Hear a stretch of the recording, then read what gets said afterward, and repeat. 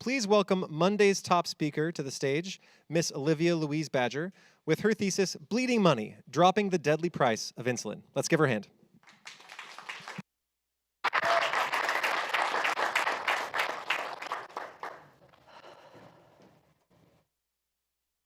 Alex Smith was diagnosed with type 1 diabetes in 2015 at the age of 23. He and his family were surprised with the first treatment bills from the pharmacy. Roughly $500 were spent on insulin in the first month. In the second, the price was $275. He was on his parents' insurance plan, and with the family being generally healthy, the plan was affordable but could not cover all of Alex's new care needs. When Alex turned 26, he was taken off his parents' insurance plan. Soon after, he was promoted to manager of the restaurant where he had been working for several years, without added benefits. He made too much money to qualify for government assistance, but not enough to afford the care he really needed. Alex's best option for insurance cost 85% of his monthly income, leaving only 15% for all other living expenses, not nearly enough. As a result, Alex opted out of insurance altogether and chose to buy insulin directly from the pharmacy.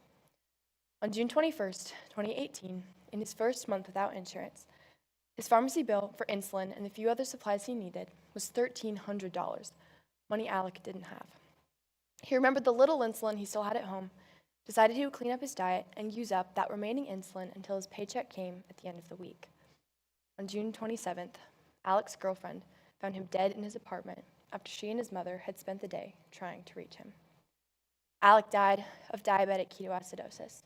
His blood became acidic from an excess of unprocessed sugars, which dehydrated his cells, poisoned his bloodstream, and shut down all body function.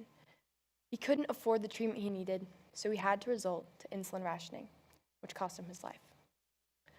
Following the discovery of insulin in 1923, companies Eli Lilly, Sanofi, and Novo Nordisk all began production of insulin for diabetic treatment. These original formulas were used until 1982, when a more effective treatment was developed from human recombinant DNA. As medicine advanced, insulin has been refined and enhanced. Patent law also allows these three companies to have retained their patents for over almost 100 years.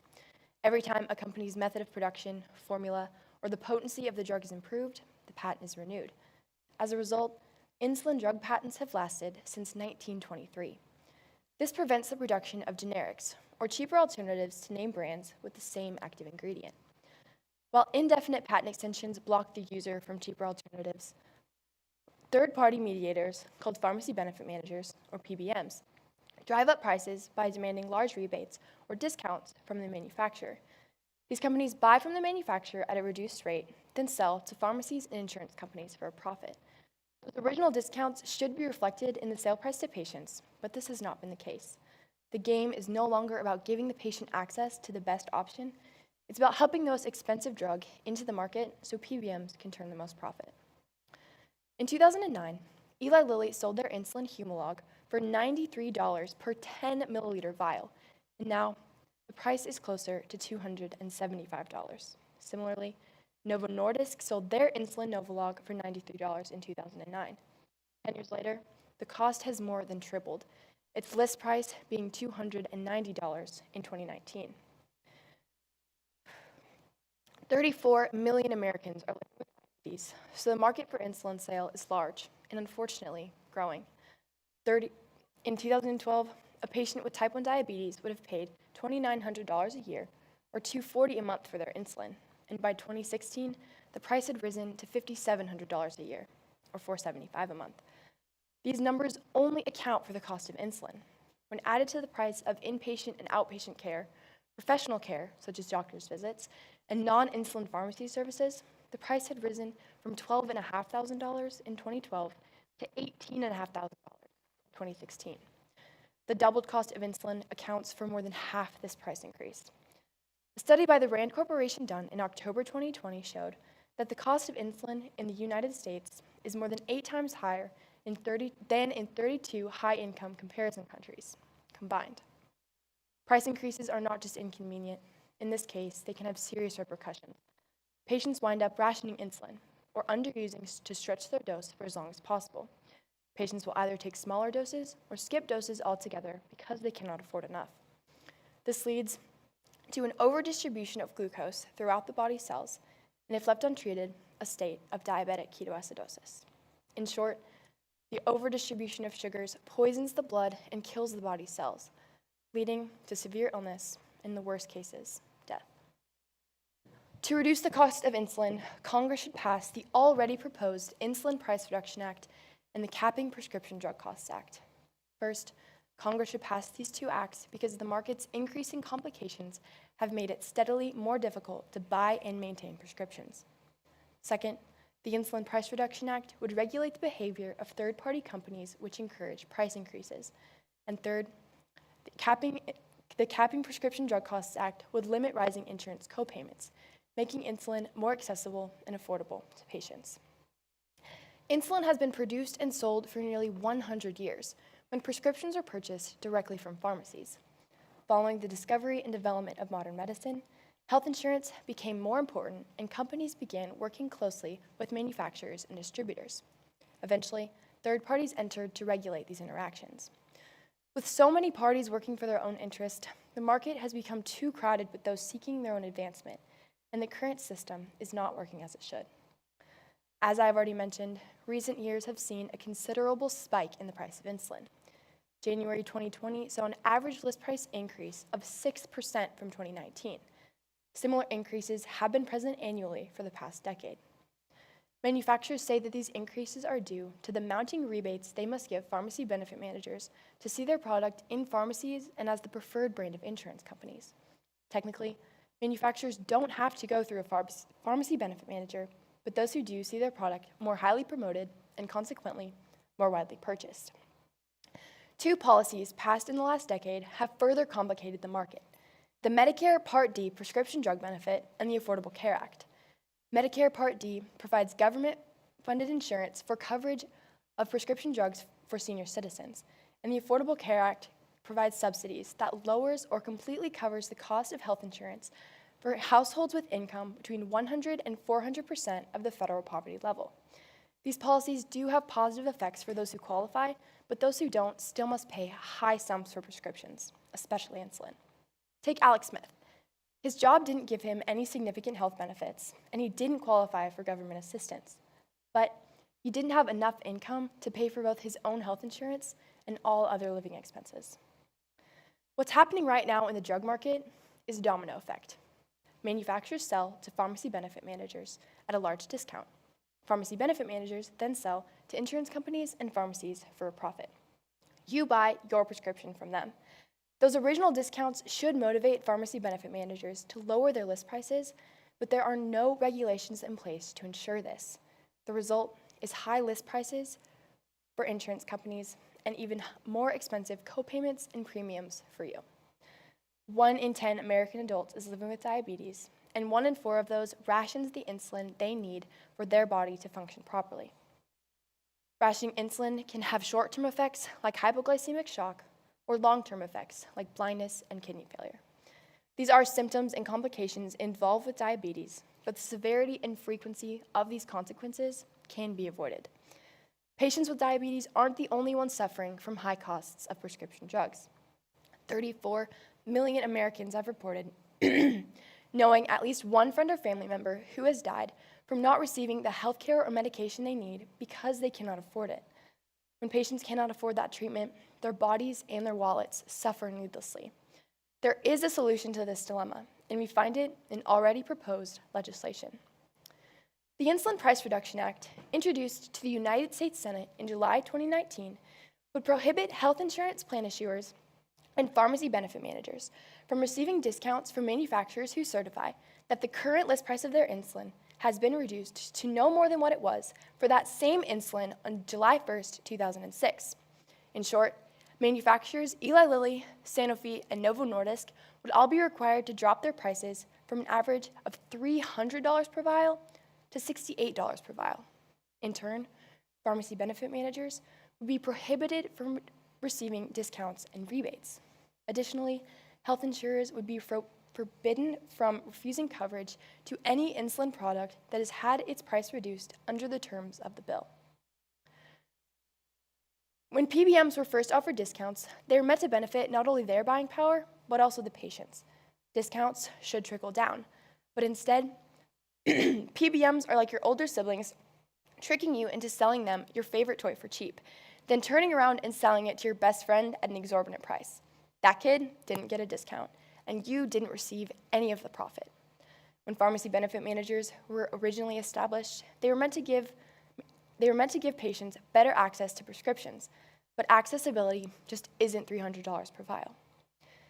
In 2017, Medicare Part D insulin spending reports, Sanofi's Lantus showed $4.2 billion in Medicare sales, but Sanofi's corporate report showed only $2.8 billion in sales in the US. There was an almost $1.3 billion discrepancy between the two reports. Sanofi's other formula and Novo Nordisk's reports showed similar discrepancies, totaling about $2 billion that the manufacturers never saw or even heard of. Although not certain, it is highly likely that a large portion of this unreported revenue was given to pharmacy benefit managers in the form of rebates. Because Medicare Part D drug payments are based on over-the-counter prices, pharmacy benefit managers are motivated to buy and sell the most expensive option, then pocket the difference between the discount and what the consumers pay. With rebates banned under the Insulin Price Reduction Act, this discrepancy would be unlikely to be seen again.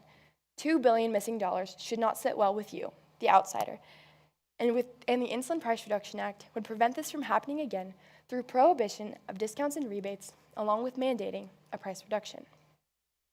Lastly, the Capping Prescription Drug Costs Act should be passed to limit rising insurance copayments.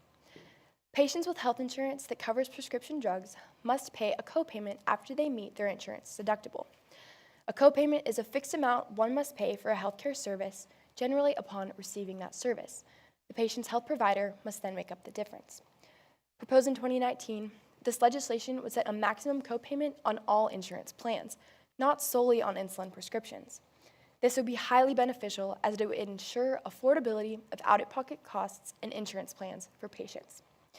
In 2018, former Minnesota Attorney General Lori Swanson filed a lawsuit accusing Eli Lilly, Sanofi, and Novo Nordisk of deceptive price raising.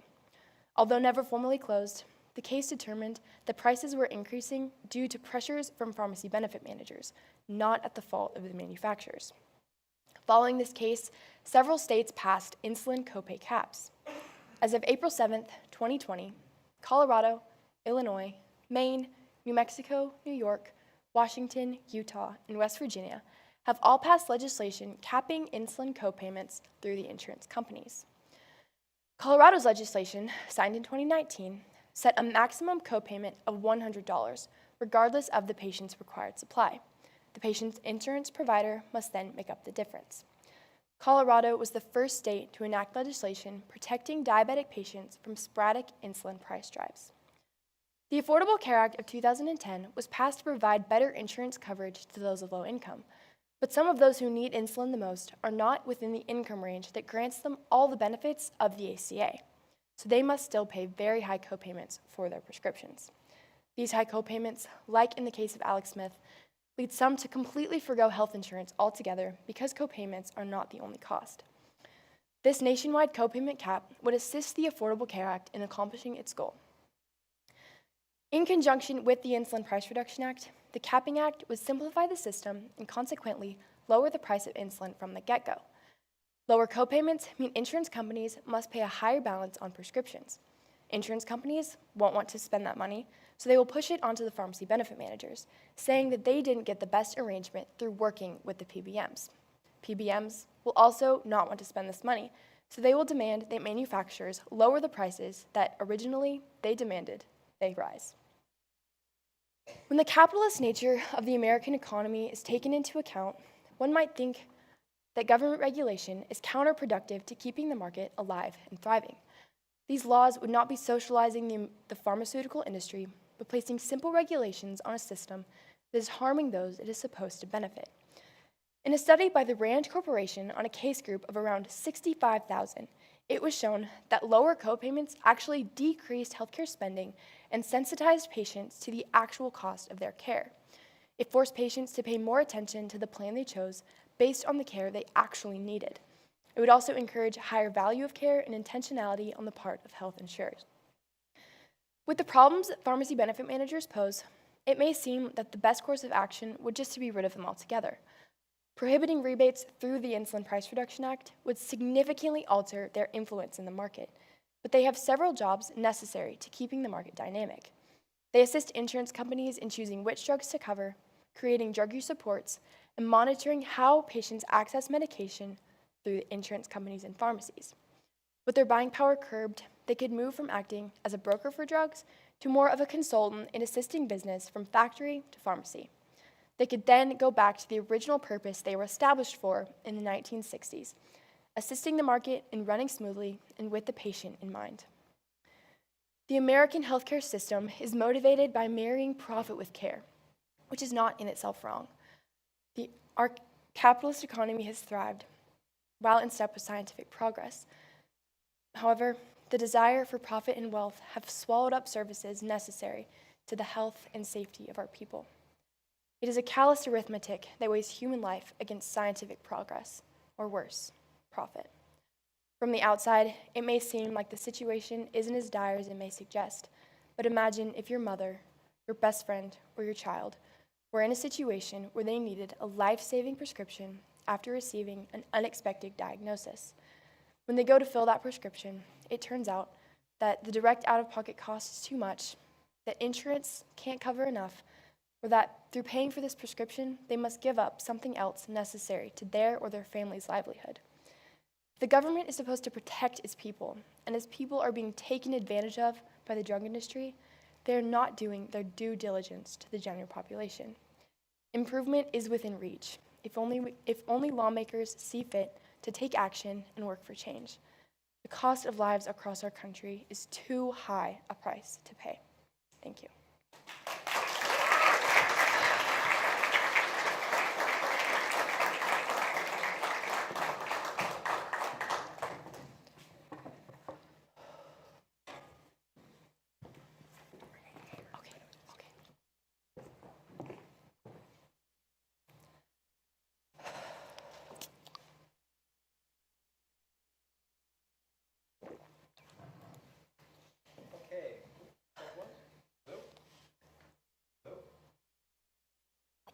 Check one. There we are. All right. On the panel tonight, we have Amber Compton. Long ago, Amber graduated from Duke University and enjoyed a career in technology marketing and public relations. She left that industry to become manager of the Compton household, a challenging but rewarding position she's held since 2003. Matt Thomas is an entrepreneur and engineer, having served in executive leadership roles at several high-tech firms in Austin. He's an avid reader, despite being an Aggie, and enjoys outdoor activities of all types. Matt and his wife, Andrea, live an almost literal stone's throw from here and have 5 kids. Veritas graduates Jacob and Emma, now sophomores at A&M, Jane, a Veritas 7th grader, and twin 7-year-old girls, Charlotte and Nevi. We also have Andy Crone. He married his high school sweetheart, Kate, and dragged her to Austin in 1992, where they have raised their 4 daughters, all of whom love his famous dad jokes. After 15 years in the semiconductor industry, he started a second career teaching science at Veritas, where he is now finishing up year number 12. With his favorite color being purple, he loves serving as the dean of the House of Bonhoeffer, the house which claims 3 of the final Fourum presenters this evening. He wrote that. We also have Troy Shuknecht, who is the husband of Stevie and father of 4 younger Veritas defenders. He holds a bachelor's degree in biology and an MDiv in Christian ministry. After teaching high school science for 6 years in public schools, he has worked in administration at Veritas for the past 13. He wants everyone to know of his expertise on this topic that he gained when he visited the HEB pharmacy to get a prescription one time. The paddle's in front of you. If you hold out the white side to me, that means a new question. The red side means a follow-up question. The floor is open. Olivia, great job. Thank you. I'm just curious, do you have any personal connection to this topic? I mean, you seem passionate about it, so I'm just curious if we could start there. Not originally, but as I did more research and looked farther into it, I realized that there was a big problem with the industry, and that got me really interested in it. And I think it's just grown from there.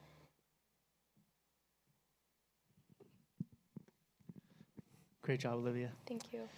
I'm wanting to get a feel for the frequency of the adverse side effects. Mhm. So you say that 1 in 4 ration their insulin, which out of 34 million Americans means there's a lot of people rationing. Mhm. How many of them are dying? How many of them are having other various adverse side effects? So the numbers, when you just look at the deaths, in 2017 there were 4, in 2018 there were 5, and in 2019 there were another 5. Rationing insulin, like I said, its short-term effects are just hypoglycemic shock, like, having a glass of orange juice and then possibly not, having more insulin for maybe the rest of the day. But there are some long-term side effects that include increased stress, which can also affect a patient's health. In that same Yale Diabetes Center study, there was a woman who had been rationing insulin, and she, after a while, developed a sort of like panic disorder associated with not being able to afford her insulin, and eventually she had to be hospitalized. And she said afterwards that one of the positive sides about her being hospitalized was that she got some free insulin out of it. So obviously, that shows that there's a problem.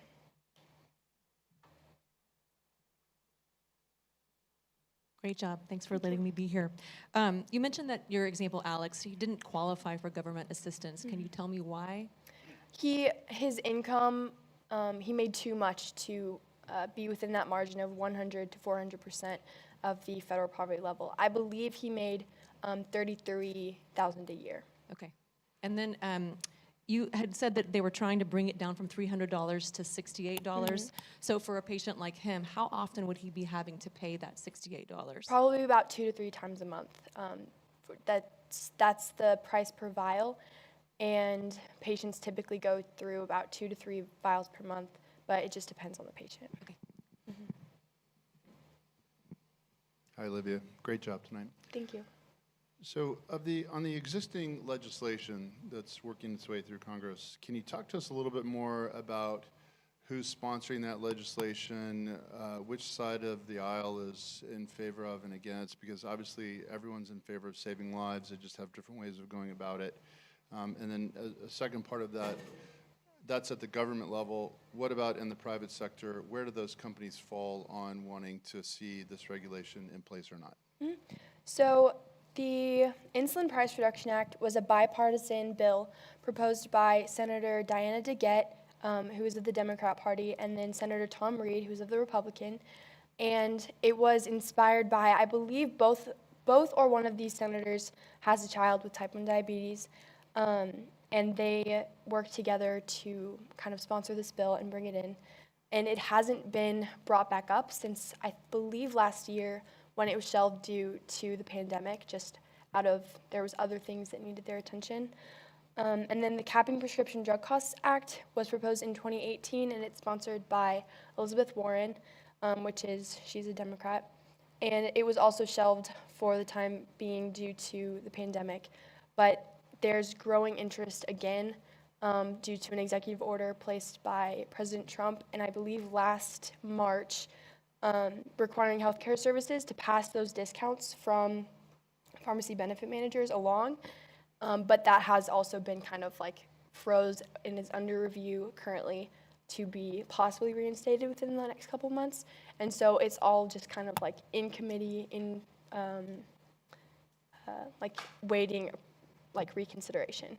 And then having to do with the private sector, I believe there's been a lot of, I wouldn't say antagonization against the bills, but again, since they haven't been in Congress for very long, there also hasn't been a lot of attention paid to them by these companies, just because I think there's been a lot of other focuses, and obviously this needs to be brought back to their attention. But I also wasn't able to find anything about the pharmacy benefit managers opposing these bills, but if I had to guess, I would guess that they would probably be against them because it would significantly alter their revenue. I would imagine that there's other legislation that's been proposed to try to address prescription prices. I know the Affordable Prescription Patients Act was one that was discussed actually last year, which kind of goes after the patent side of things. Are you familiar with that? I'm only, this one that you're speaking about is the Affordable Insulin Approvals Now Act, and I believe that is targeting patents. It's right now just for insulin patents, but I think if it got more attention, it would be expanded to the whole pharmaceutical market. And right now, when drug manufacturers propose a generic to the FDA is pretty much required to just shoot that proposal down immediately because of these patents. And this legislation would require them to look at them closer, to consider them more, and hopefully bring generics into the market. Because with the current situation with patent evergreening, which is the slight change to renew the patent for another extended period, which has prevented the production of generics, there aren't any generics widely available in the market. There are a few that have bad side effects. Like there was a Walmart generic that one woman started buying, and then she started seeing all these adverse side effects, and she was getting really sick. And so that obviously wasn't up to par with the rest on the market. And I think that's the fear that the FDA has, or that is bred to think that the generics won't be as potent in their purpose for the treatment of diabetes. And so the Affordable Insulin Approvals Now Act would kind of speed along the process of getting generics into the market. So coming into this, I would have said, let's change the patents. That's what will make it cheaper. But you're saying that the PBMs are the problem. So if they did, open up the patents and we have a bunch of generics, I would think, logically that would lower the price, but you're saying not necessarily because the PBMs are still taking their cut. So if this act isn't enacted that you're talking about, would the opening up of the patents really make a difference? So there was actually, in I believe 2016, Mylan, who produces epinephrine, or EpiPens, there was a case brought up against them saying that they were charging way, way too much for their EpiPens. This keeps hitting my microphone. In, I believe it was 2006, a twin pack of EpiPens cost $57, and by the time this case was brought to court, they cost $600. And this case determined that Mylan should bring a generic into the market, which they did, and that for the time being, that reduced the prices just a little bit, and patients were able to get a cheaper option. But over time, since then, the prices have just gone back up because pharmacy benefit managers still ask for those rebates from the manufacturer, even on the generic formula. Boss, follow up?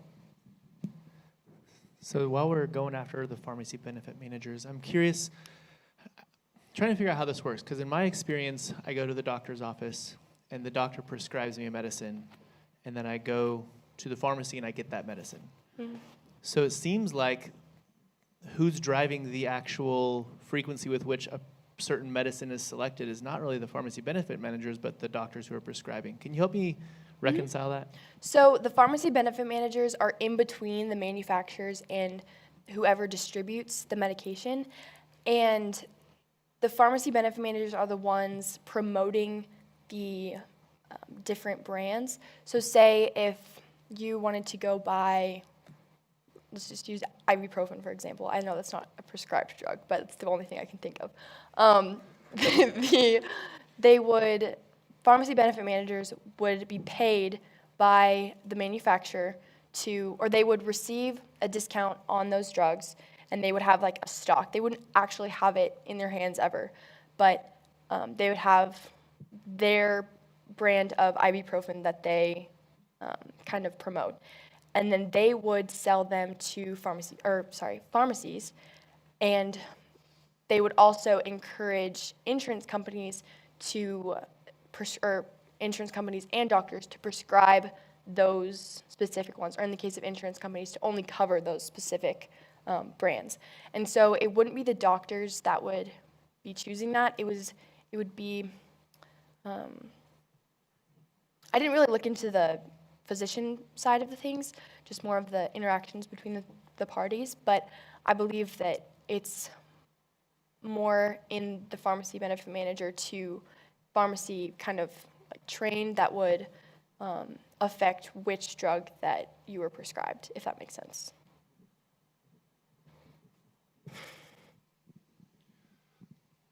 So this obviously isn't something that's isolated just to insulin.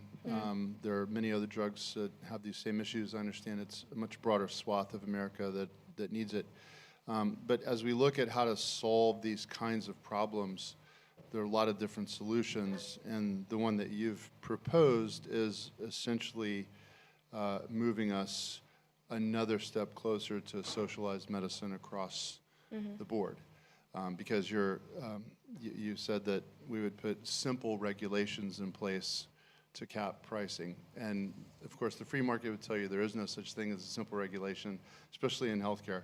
So how do you answer that question that would you say this might be moving us one step closer to socialized medicine and that's a good thing, or no, that's actually not happening here, here's why that's different, and this is why it's the optimum solution to solve this problem for Americans who need these drugs? So from what I've learned from Ms. Castillo's economics class, I have learned that there's no pure economic system. You can't have a pure capitalist system or a pure socialist system. And so even if way back in the day, if that was ever achievable, there would still be problems that would have to be fixed. And so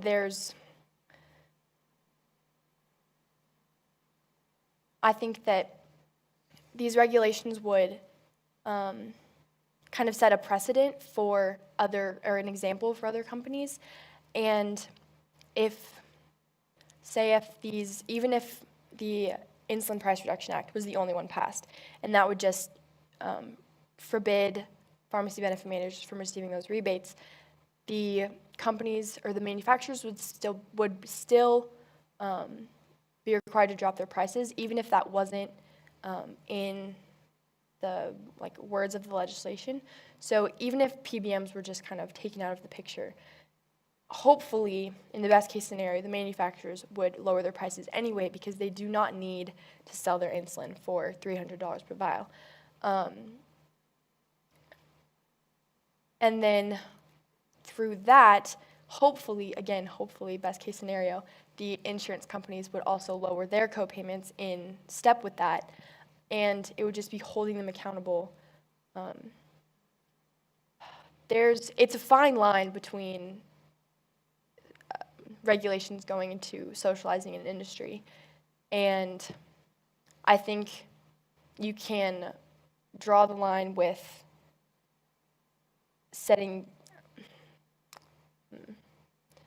you can encourage that line by setting an example and then hopefully seeing it play out in other sectors of the industry, if that answers your question. Let me follow up a little bit on the sort of the capitalism free market sort of question. Kind of what you're describing is a very inefficient market. You know, we have a product that needs to get to a consumer, and it's not happening in an efficient manner, and the price that the end consumer is paying is just not. It doesn't match what it costs to make it. So what does it cost to make a vial? So of insulin? for Just it's surprisingly small. I lost it on my sheet. It is well less than $65.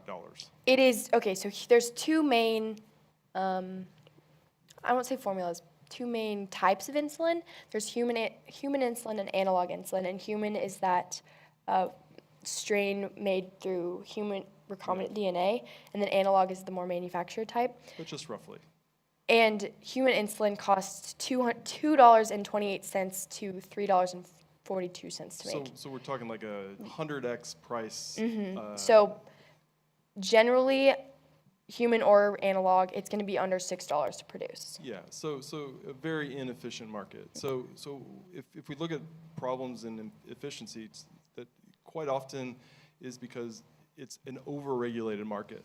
You know, something is, like patents are one thing that can, you know, patent protection could be one thing that causes an inefficient market, government regulations, there's lots of things. It feels like this is a great place where capitalism can step in and say, well, look, if the PBMs are this problem, some other PBM should come in and say, I'm going to be the low-cost PBM that gets the you know, the product from the manufacturer to the pharmacies in a more cost-efficient way. I mean, that's what capitalism would do. Why isn't that happening? So when pharmacy benefit managers were first created, they were meant to encourage that efficiency of factory to consumer. But as time has gone on, they've abused how they go about their actual purpose. And the rebates that should have been encouraging lower sales and more like better competition have they've kind of harmed how the system works and required everyone to just go nuts. And so I think if I understand your question correctly, I would say that the best option is not to just hands off, because from right now, until now, that's the approach that's been taken. And the pharmacy benefit managers have just kind of run with it and said, like, well, if there's no regulation on us, we can do whatever we want. But that's obviously gone very wrong. And these regulations would not be completely taking out the pharmacy benefit manager. They still have those jobs that they do, and I think it would just kind of cause them to step back and say, okay, well, we are kind of harming the competitive nature of the market because it's causing it's still competitive, but it's not competitive in the way that it should be. It's just competitive in let's raise, in disregard for what the patient can actually, afford. And through those regulations, it's very likely that pharmacy benefit managers would just be kind of closer held to the companies that they work with. I think that's the answer to your question.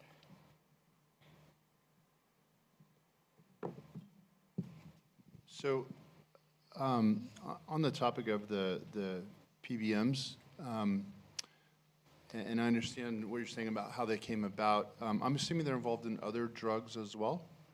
And so the way I understand the system is that generally the reason why this isn't a problem is not because there are government regulations on those prices, but rather because the free market, as Andy was saying, Mr. Crones was saying, helps to bring those prices in line with where they should be, mostly through the insurance companies, right? So either the insurance companies or Medicare makes those prices stay within bounds. Mm-hmm. Why is that not happening here?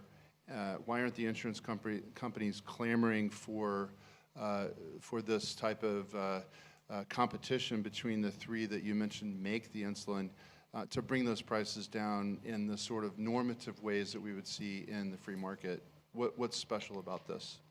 I believe it's the fact that the United States only has 3 insulin manufacturers, and with all other drugs, there are usually a lot more than that. Worldwide, there's about 6 main manufacturers. These 3 still control 89% of the worldwide insulin market, but it's the fact that there's only 3, and so they're constantly kind of going off of each other, and they don't have to look at, 6 other producers. And then the PBMs are also kind of in lockstep with them as well. And that doesn't happen with other drugs because there are not as many. And then also the fact that, lost my train of thought. also the fact that the patents are constantly being extended and there's no kind of more formulas to introduce into the market. And that's our time. Thank you, Olivia.